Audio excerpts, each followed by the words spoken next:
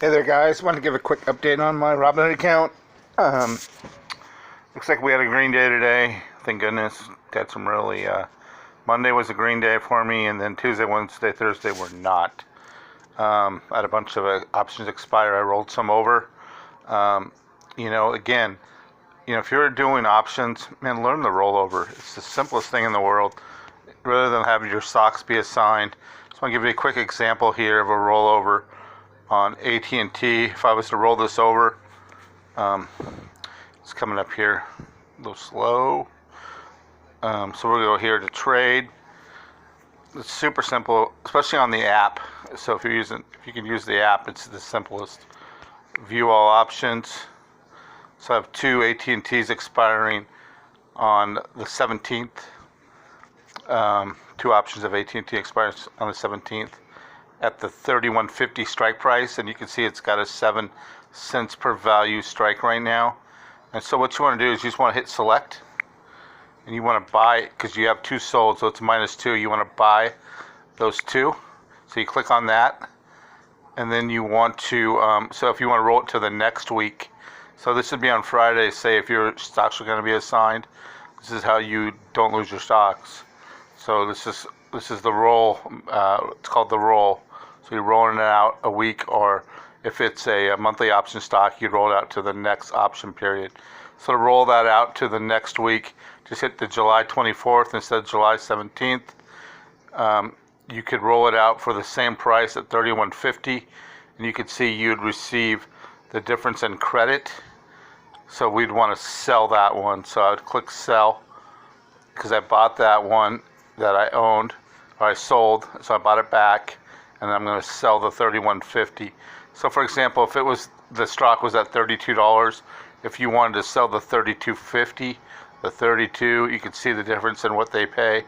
So if we did the 32, just because the 31.50 was going to be met, so we would hit the two option leg here. So we have a buy and a sell. It's super simple. And then it shows you the difference there. So you would get a credit for the difference of 13 cents, and hit continue. Okay. And then we are going to, I have two options on AT&T on this platform. So it says the limit price is between 13 and 14. Well, that's never correct. I'll just tell you that right now. The limit price is usually around 12, I would say. The reason why is you have to buy back that option, and there may not be somebody willing to sell it right away, or somebody that's eager to sell it. And so I rarely get it met at the price they suggest. And when it says 13, it's usually going to be 12 cents. So you would just go here and hit 0.12. So I'd get 12 cents per share times 200, which is $24. And I would just click the check mark there. I'm not going to do it. Well, I can do it because it's after hours. I'll just cancel it. And then it goes right there. It says I get a $24 credit. Just go up. Obviously, it's just like any other option. Close out. Entered quantity 2. Minimum credit $24. Limit price $12 per share. So if it's over that, then they would actually send you extra money, and that happens quite often actually.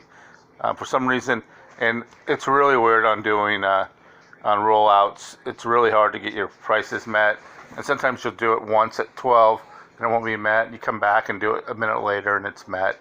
A lot of times your option on there is creating the price difference. So if you close out your option or you cancel it, it will you do it again and it will fill. So filling options it's an artwork all to itself, and you got to kind of learn your own way of what works best for you.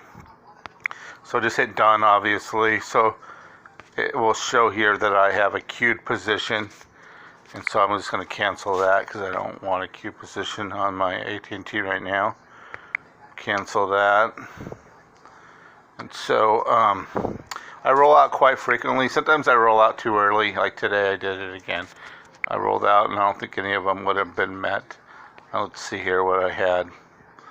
I had Pfizer at 34, and it was close at the time I did it, and I wasn't sure if I had time to go back and and look at it just because I had work and stuff. So I got to 33.79. But the worst case scenario, I rolled it out to 35. It should be right in here somewhere, I believe. Yeah, I rolled it to 35. I got more credit. I collected more credit, and I rolled out 2 options that I had, 2 positions, and so now I have it for the next week at 35. If Pfizer drops down to 32, I'll probably lower that early in the week and collect another premium. So what I'll do is if Pfizer drops down to like the $32 price rise or close, so I'll just go to Pfizer right there, and I'll click my trade. And you get the July 17th, my strike date. Okay, so I have the 35. I have 2 of the 30, the 35. And so what I would do is I would buy those back. So buy, select. So I'd buy those back, and say if it dropped down right now, it's 33.79. So if it dropped down to the 32 is when I would do this. Like I was confident the strike price wasn't going to be met because it's too far out of the money. And then it doesn't always work that way, by the way. So you got to really be careful what you're doing. And again, if it gets met, just roll out, if possible. I mean, there's also the theory of letting it expire and buying it back on Monday or Tuesday when the price drops back down, if it drops down. And so you can get behind on a rollout. I have several times when a stock just starts rolling straight forward, and that's kind of the obviously the downside of selling options is your stock can run up. But then again, I'm trading here 30 stocks, so what chances are all of them going to run up? I might have one run up on me occasionally, and then a lot of times if you just keep rolling it out, it will come back down. You can keep rolling it out for more money. So I could easily roll this out to the 36. So I go to sell the 36. And what you'd want to do is you'd want to go to the next week, like we talked about before. And there, you can see it right there, the 36. So that would be a 2-option trade, because I sell it, and I would receive basically it'd probably be a break even. But I gain $1 in stock and strike price. So I gain $100 by rolling it out a week by doing that. And so I do that quite often as well if I get behind. But again, so what I would do here is I would buy I'm sorry, I don't want to sell. Let's go back real fast here. So I would, so if the price got down to $32, again, I would just buy, just taking a second for it to populate here.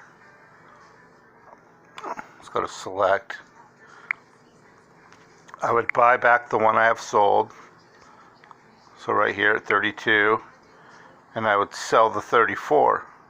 So I'd go hit sell, and then select that, and this is in the same week. This isn't me changing weeks. And so obviously these numbers are going to be different because of the strike price is not anywhere near 30, or the original price isn't 32 right now. But right here, if I did that, I'd receive a 29-cent per share credit times 200, which would be roughly $58, but it would never meet at that number again. You have to play with that option, that number, to make the option get filled.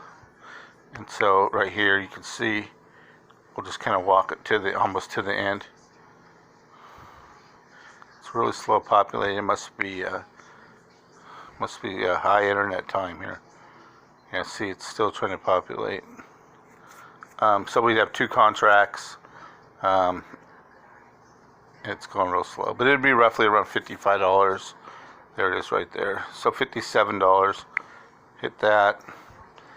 Update to 28. A lot of times it's just roughly close. So it would be $56 I would get if I rolled this back down to the $34 price today. It's after hours right now, so I really couldn't fill an option anyway.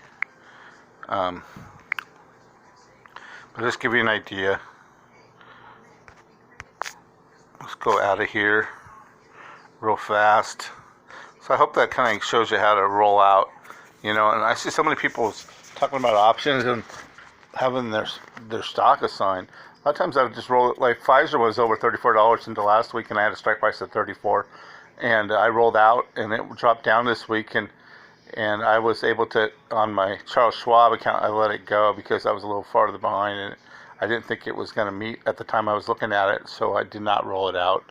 And so, for example, if I wouldn't have rolled it out here this week, Pfizer would have not been covered right now, and I could have just sold a new one on Monday and figured out where Pfizer was at, or Tuesday, whichever day I felt the most of.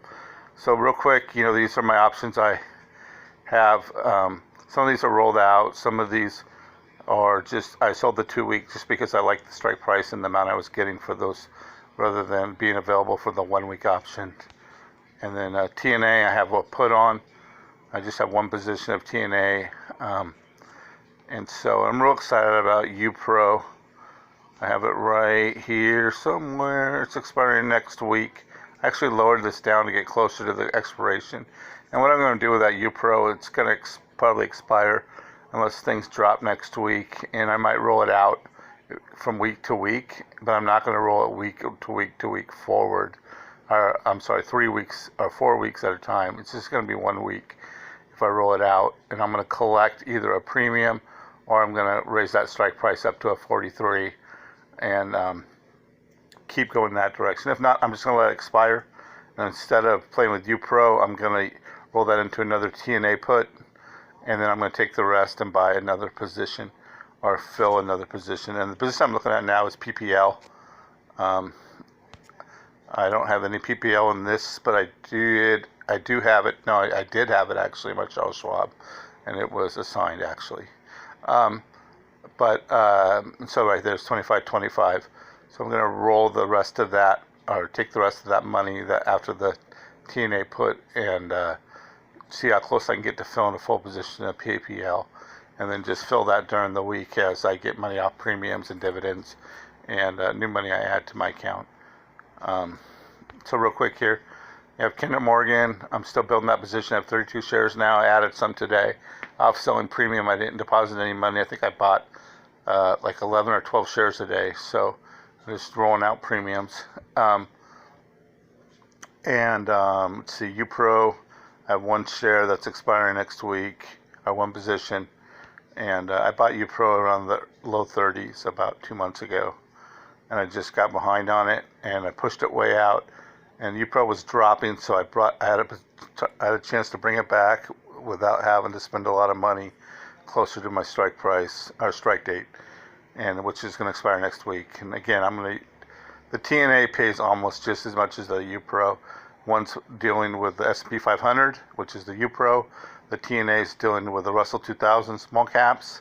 The small caps are obviously a little more riskier than the UPRO, but I'm willing to play that game, and I'm just looking to add one position of a put. If it gets met, then I will do the wheel method and roll that up to a call if I get assigned it. Nokia, I have one position. ET, I have 11 positions here. ET is kind of recovering there, so up to 646 with a huge dividend. Obviously, anybody that does dividends knows that. FHN, which is let's just go backwards here. First Horizon National, which is an insurance company. I have one position, and I have it's a monthly, I believe, on its option. A regional financial. It's I believe it's a weekly. Maybe a monthly option. These are both kind of new to me. I just filled these this week, and I did that with my premiums, added money, and my dividends. And that's my goal, is to keep adding positions to trade options. I don't do a lot of puts right now. I just do puts on the triple weighted stuff because of the risk, lowering the risk, less chance of me owning the stock, and less chance of, at the time, like if there's a downturn and you're owning the triple weighted stock, obviously you could lose money at a rapid speed. And so I do own some TNA. I own 3 positions of it, but again, it's still not a large part of my portfolio. It's probably under 8% out of my it would be my 2 puts in my 3 positions. I have another put in my Charles Schwab. So Regional Financial, this is a bank stock. It's a very healthy dividend. I believe it's a weekly. Let me look here. Um, you could tell it'd be expired, and it's a monthly. You can see June 17th to August 21st. It's the next strike date. So it's a monthly. And so on the monthly, again, what I do with those is I do not sell that option early in the option month. I sell it mid-month. I get a very good idea where I feel like the strike price is headed, and it lowers my risk of having my stocks taken away.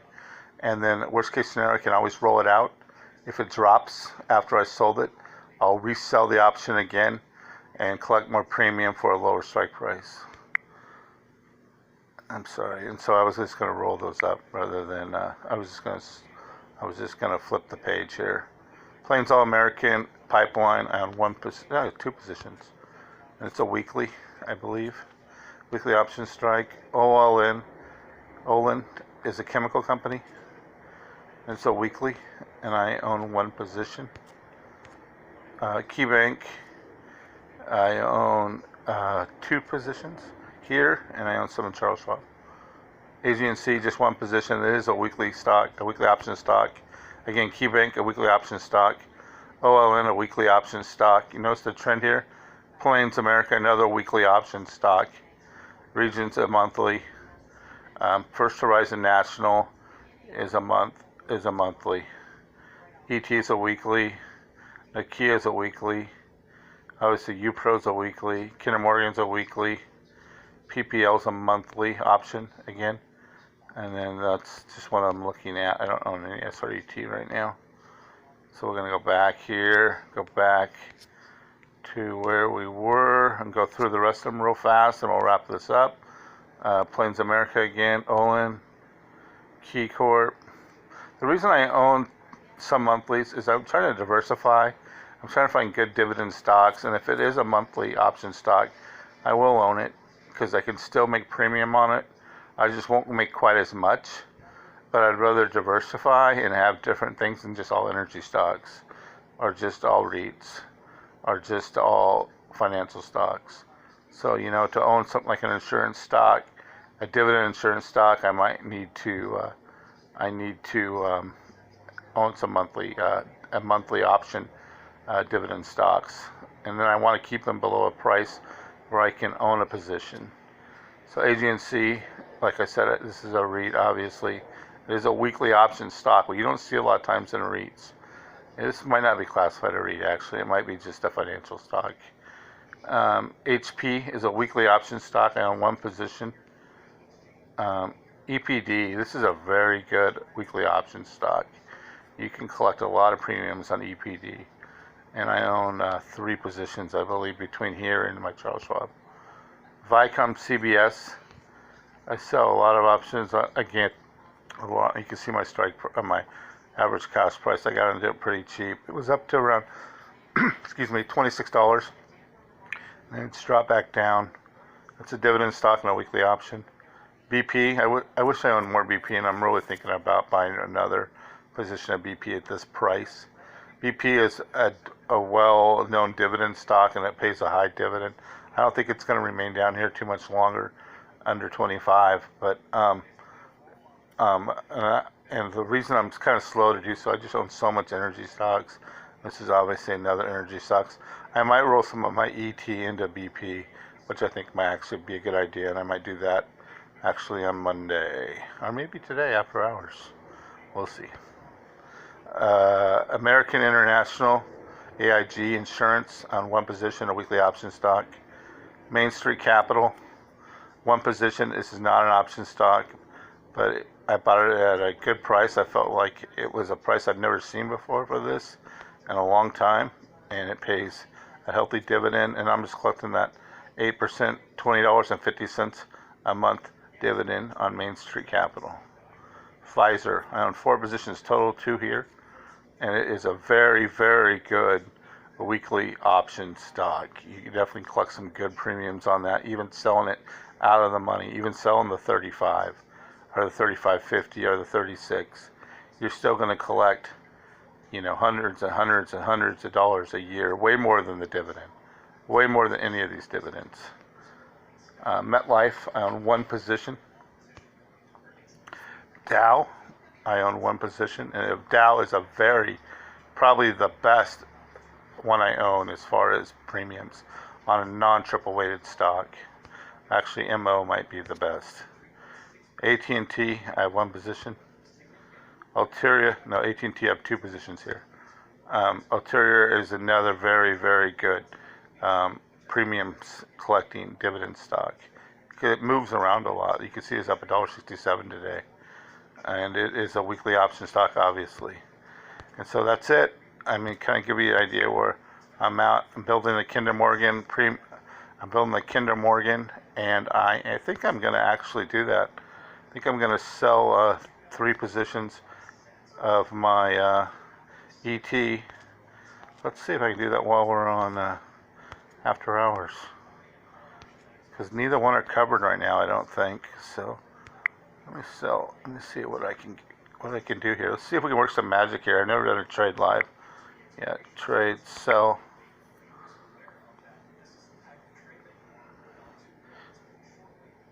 No sellable shares. That means it's covered. The reason it's covered is because it closed the end of the week, and it just closed just an hour or so ago or two, and it has to clear off the board. So I'll do it on Monday. Yeah, I don't think it's going to let me do it today, but it's not listed as my covered here, but I just can't sell it yet. I'll just wait till Monday, and you can see very good green day. Yeah, you can use some more of those. But then again, on the other side of the coin, I love the buying opportunities when the stocks start going down, because I'm in it for the long haul, not the short haul. I'm trying to create as many positions as I can, so I can create as much income as I can.